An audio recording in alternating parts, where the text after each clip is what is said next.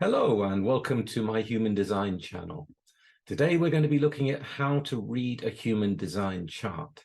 Obviously there are different levels of skill in reading the chart, and a good education is the best thing you can do. However, here in this YouTube video I'm going to try and do it anyway.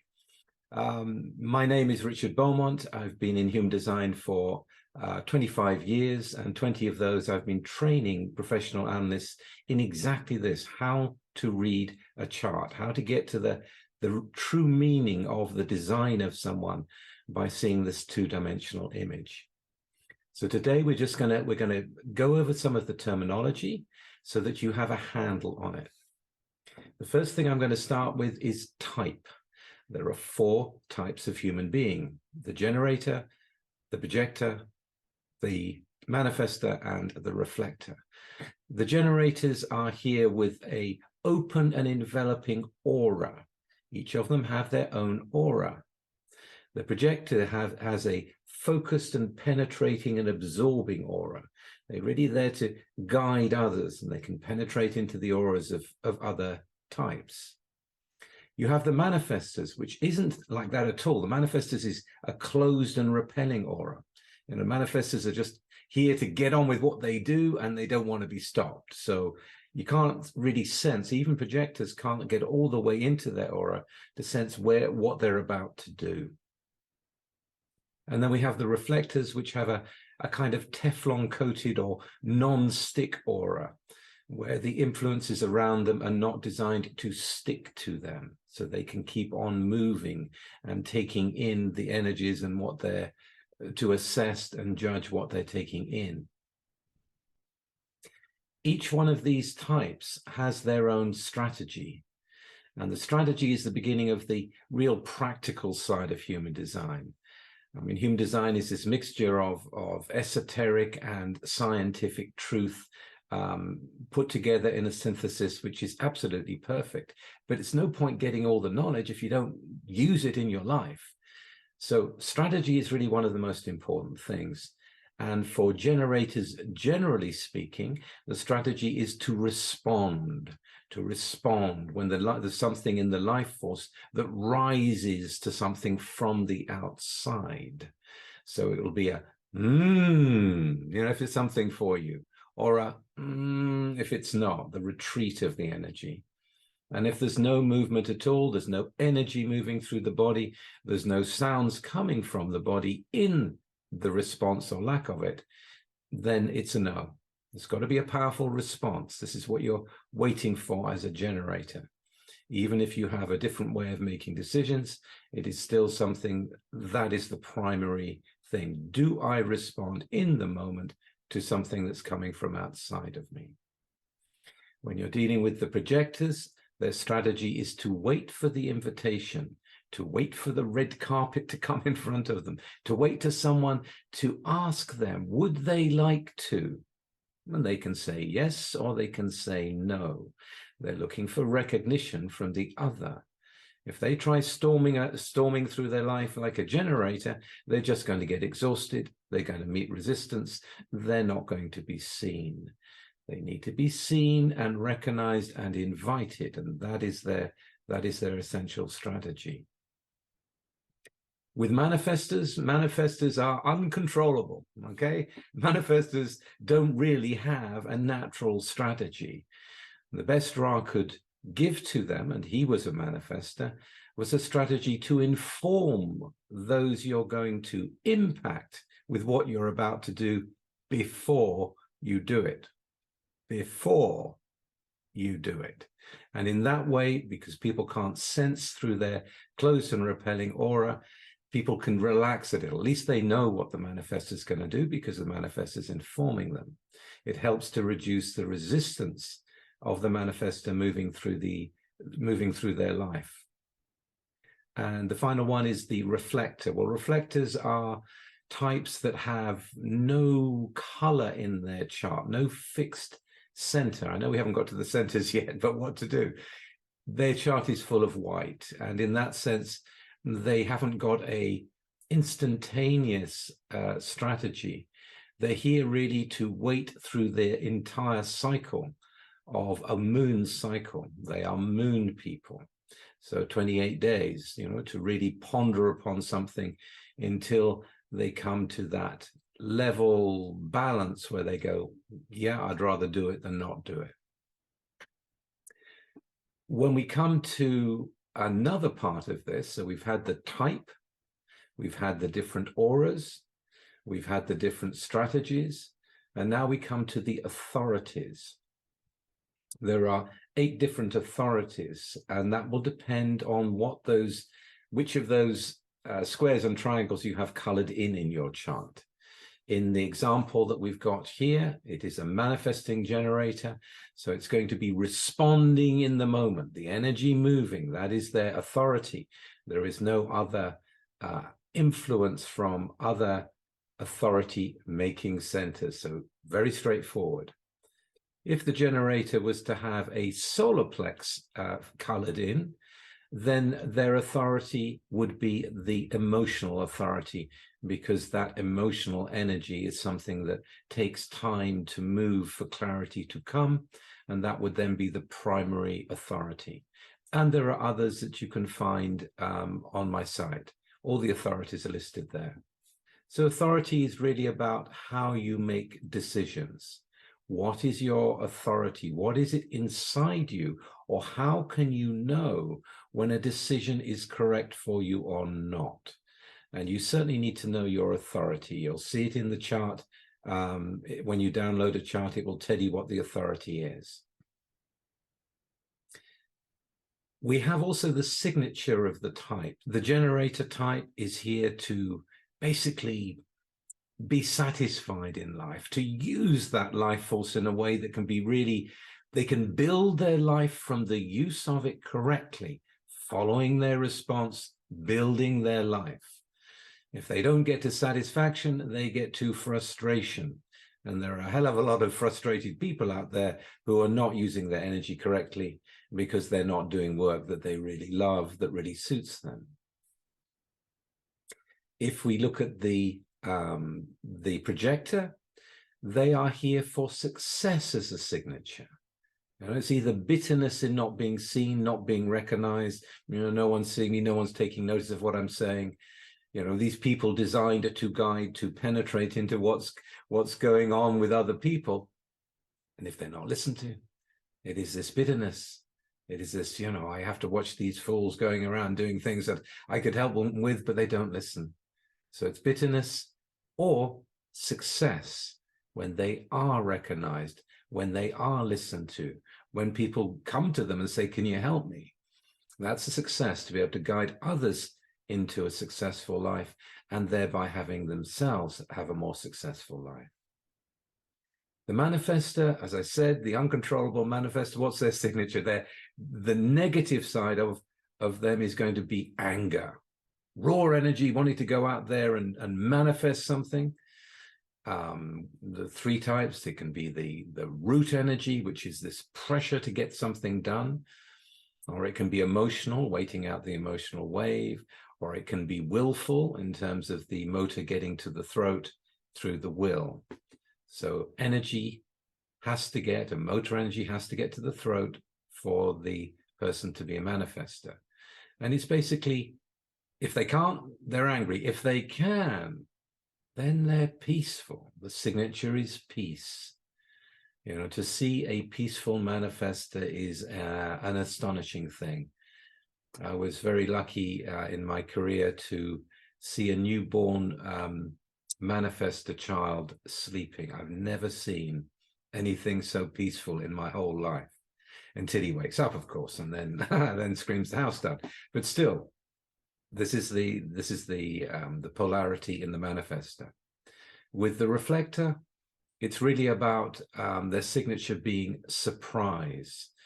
Often they live in a disappointing life because they're disappointed with what's going on around them. Who is really different to what they're picking up in the program, who stands out. What a surprise that would be to meet a real human being coming from their own authority. This is what the reflectors are for, to find what's different, to zero in on what is happening to the other with all their openness, taking that in, looking for surprise as a signature, often feeling disappointment when they don't find something worthwhile. The next thing I want to look at is definition. Now, definition is about all these squares and triangles. There are 9 squares and triangles in the chart. When they're all joined up together with no white bits in between, it's called a single definition. The example we're using here is a single definition. If there were 2 sets of definitions, let's say they had the root and the solar plexus, that would be a split definition, kind of a contradiction within them. Their energy, their life force energy, and their expression and their thoughts in one part, and the root energy, the pressure to feel, in the other. Sometimes there are people with 3 different sets of definitions, 3 different squares and triangles joined together but not connected. There's about 11.5% of people like that, I believe.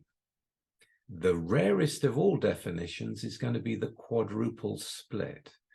And that's when there's 4 different sets of squares and triangles, sets of definitions in the chart.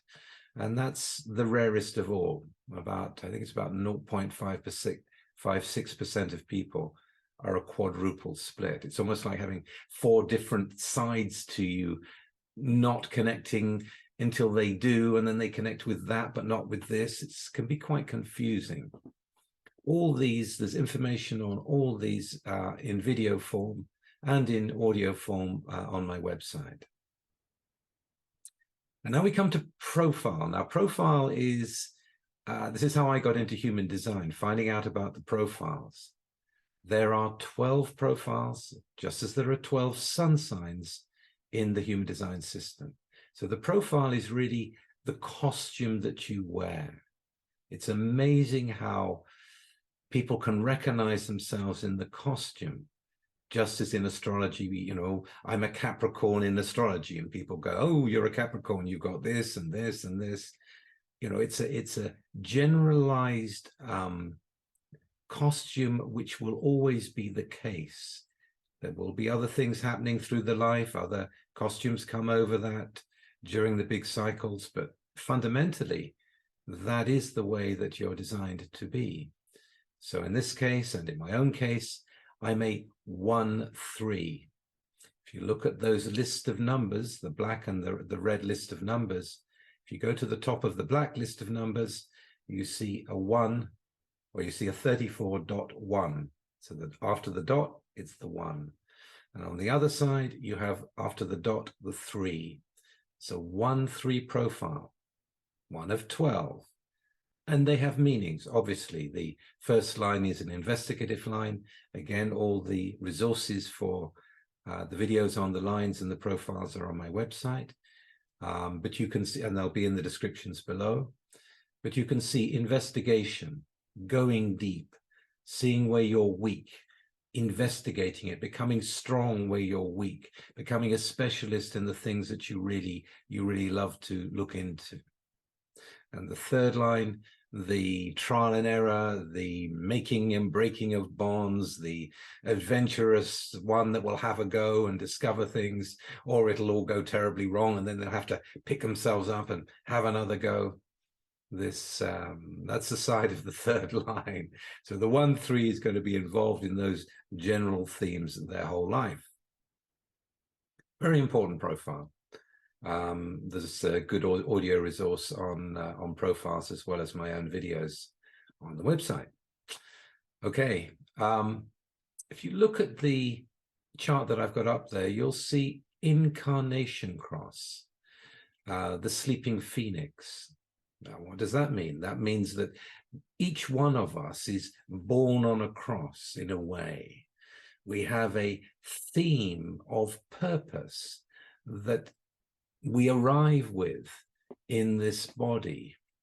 And when I say the body, there is you see the black and the red lines of all these numbers. And it's almost like an arranged marriage, if you like, with the personality crystal. It's a human design term, if it's who you think you are, arrives into a body or attached to a body that has the red in it, the unconscious in it.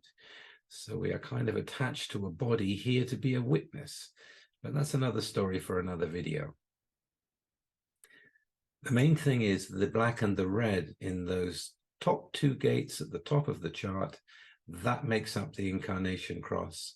There are 192 of them, a kind of generic to frame the purpose. And I've done a YouTube video on that, or on the quarters, which is about the wheel. Don't want to get too confusing here.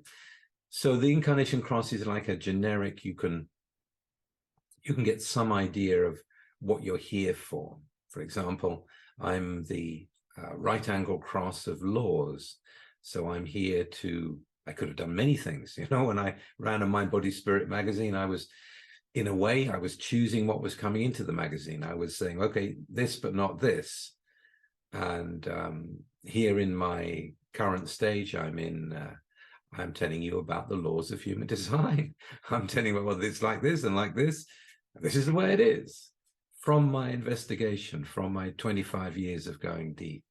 So we're all different, you know. There are crosses of upheaval, there are crosses of duality, there are all kinds of different crosses out there which give you a theme of purpose. And again, on my website, I didn't mean to do a wholesale thing on the website, but it's kind of relevant because there's lots of stuff up there. You can find your own Incarnation Cross with Ra talking about it in your own profile as an audio on the site if you want to know more. There is also a book on Incarnation Crosses that you can get, which will give you all the different crosses will be there. Not all the profiles in that one, but all the crosses. Okay, better move on. Right, now let's go back to our black and our red. So you see the list of numbers? And we know the dots after them. So what are they called? These numbers appear in the squares and triangles in the body graph, the chart that you're looking at. And each one of them has a meaning. And then you have the dot after that with a line, and the line will give you, if you like, the frequency of the hexagram. The gate is also a hexagram in the ancient I Ching. This incredible synthesis of the hexagrams and the codons of genetics coming together in human design. So if you can think of a Chinese chalk with the 6 lines, and it'll be one of these lines, it will have a statement about what that frequency, what that line is. So it's more of the subtleties in human design. And again, there's information on that on the website. So we have our gates and we have our lines, and then we have all these little symbols going down the side, and this is the planets. This is, if you like, the astrological, or part of the astrological part of human design, is that the planets give a certain patina to that particular gate and line because of the position. So for example, in this person with the sun, that's a circle with the dot in it, with the sun in the personality 34, this is someone who's going to be powerful. They're going to shine out through power because of the 34th gate. It's in that red square in the sacral. That is a very powerful gate, raw power, in fact. So that power will be shown through the way they shine out because of the sun. And the earth is the grounding of the person, which is the circle with the cross in it. And all the different astrological symbols are there. So that gives you an idea of how to read the general framework of the chart. When we get into the nitty-gritty, we're dealing with where two gates join together to make a channel. So two aspects come together in the quantum of those two aspects in what we call a life force. And here in this chart, we have the charisma life force, which is going from the red square, the sacral, into manifestation. These are busy people like myself, busy, busy, busy. They're all going to be busy. You know, if they're not busy, something's obviously off. They're designed to use their energy every day for their own satisfaction. And as a consequence, they can do a lot of good for other people, as I am doing now for you, I hope. So busy, charismatic, powerful, expressing themselves in a unique way. And we also have, going from the green center to the throat, we have the channel of structuring. This is the unique, insightful mind speaking their knowing. So it's a very good guide mind for the busy people. The danger in this chart, of course, is that this person is more likely to think they can guide themselves through their mind rather than relying on their response. So this particular chart, it can be a bit tricky to live that until they really can distinguish between what their mind is telling them and what their energy is showing them. So there's two channels there, and they're both individual. When I say they're individual, that ties to the circuitry. So there's circuitry in human design, and happily, I don't have to say too much about this because there are now YouTube videos out there on each one of the circuits. So you can look up the individual circuits. I think I called it Odd One Out, and you can get a flavor of what this person would be like based on what I've put in there. Now, let's look at something else. We've looked at what's colored in the chart as part of the definitions. We also say this is fixed. It's fixed. That is you. What is colored in the chart, that is what is consistently going to come out of you. This person is always going to be busy. They're always going to want to, you know, get their unique insights out to other people and undermine what they're thinking with this new insight that they have, or new way of saying things, new way of looking at things. But what about all the white? The white is where we go to school. The white is not fixed. And because we are beings with auras where we overlap with other people, and they have a center colored in that we don't have, we can be conditioned by them. We can be pulled into that center. We can be looking for that center. This is why so many people are not living their own lives, because they're trying to be something they're not. You know, one minute they've got, you know, emotional energy around them and they're feeling that warmth and they're really enjoying it. Then that person walks away and they feel like there's something missing. What's wrong with me? You know, they end up making decisions based on what other people are feeling because they want to be nice. They don't want to have conflict emotionally. So there are many traps in all this whiteness. There's an excellent course called the Living Your Design course, which is also available in a filmed way with a book that comes with it. So there is a full course you can do about the centers and a lot of what I've been talking about. It's the foundation course. It's a very good course to get a strong grasp of what it's all about. On top of that, we also have the transit field, because there is in human design this understanding that the planetary aspects, as the neutrinos, as these subatomic particles move through everything, we get imprinted.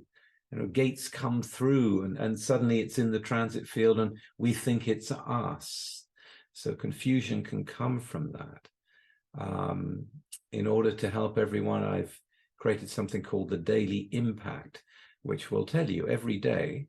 It's timed as a snapshot of time at 6 o'clock in the morning in England. It's a snapshot of what the framework is, what the transits are for that particular day. And you can see it in the themes of what happens. You can see it happening in your own life. It's really helps you to engage in life as yourself, knowing how you're being conditioned from the outside. And that can be a very exciting and rewarding way of educating yourself about those influences. And in doing so, learning about the gates, because I have written down all kinds of things in that daily impact that's really going to help you understand human design. And thousands of people are using that service. It is a free service. It is available for you. Just go click on it. Okay, so that is overall. We've got the type, the aura, the strategy, the authority, the signature, the profile, the definition, the Incarnation Cross, the gates and the lines and the planets, the colors of red and black, and that is fixed and that is open and white, and the NotSelf and the transit field. Quite a mouthful, quite an intense YouTube video, I know, but at least you have a framework now. And if you're excited about this, if you want to know more, there are so many resources. I've also listed them in the descriptions below. I suggest you find out. If you can't be bothered to find out, if you just want to know, then there is a free chart service on my website. There is a free report. I think it's about 50 pages you can download for nothing. If you want to know a more detailed one, there is an advanced report, which is roughly 130 pages of great detail looking at all the different sides of you. And again, that's a report you can download as a PDF and get an immediate understanding and recognition of who you are as a design. And that is something that really changes people. The truth has a ring to it. When you hear the truth of someone describing you to yourself that they don't even know who you are, and you go, oh my God, how do they know that? Where do they get their information from? Well, now you know. Now you know. So I hope that's encouraged you to look deeper. It is an incredibly fun and interesting area of study. And as I said, I've been doing it for 25 years, and I ain't stopping anytime soon. And I will also be back with another YouTube video very soon. I hope you've enjoyed this. If you have, please like, subscribe, and share. I would appreciate it. It does help. Thank you. Bye for now.